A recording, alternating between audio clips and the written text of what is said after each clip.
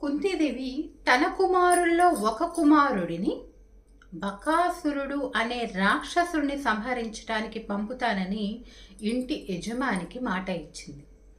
ఆ విషయం భీముడితో చెప్తుంది. భీముడు కూడా చాలా సంతోషిస్తాడు. వెనువెంటనే ఎప్పుడెప్పుడు రాక్షస సంహారానికి వెళ్దామా అని ఆలోచిస్తూ ఉంటాడు. సరే, అప్పుడే బయట నుంచి వచ్చిన ధర్మరాజు భీముణ్ణి చూసి తల్లితో ఇలా అంటాడు, అమ్మా, భీముణ్ణి చూస్తే మహా ఉత్సాహంగా ఉన్నాడు. అతడు యుద్ధానికి వెళ్ళబోయే ముందే ఇంత ఉత్సాహంగా ఉంటాడు. కొంపతీసి ఎవరితో ఉన్నా యుద్ధానికి పూనుకోబోతున్నాడా అని అడిగితే కుంతీదేవి జరిగిన వృత్తాంతం అంతా కూడా చెప్తుంది. దాంతో ఆశ్చర్యపోతాడు ధర్మరాజు. అమ్మా, నువ్వు అలా ఎలా మాట ఇచ్చావు? భీముడు వదులుకోదగిన కుమారుడా? అతడు ఎంతటి బలపరాక్రమాలు కలిగినవాడు? అతడి బలం వల్లనే కదా మనం ఆ లక్క ఇంటి దహనం నుండి ప్రాణాలతో బయటపడగలిగాము. అలాగే హిడింబాసురుడి నుండి తప్పించుకోగలిగాము.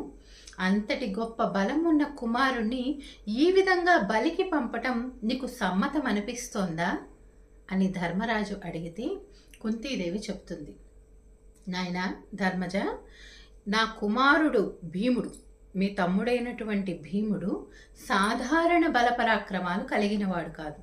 నేనేదో ఆవేశంతోనో లేకపోతే మరో కారణంతోనో ఊరికే వారికి మాట ఇవ్వలేదు.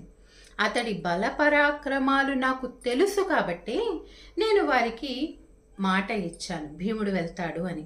భీముడు తప్పనిసరిగా అవలీలగా ఆ రాక్షసుల్ని సంహరించి ఈ బ్రాహ్మణులకి, మనకి నివాసం ఇచ్చినటువంటి బ్రాహ్మణులకి, అలాగే ఈ ఊరికి కూడా మంచి చేస్తాడు అని తల్లి చెప్పటంతో శాంతిస్తాడు ధర్మరాజు.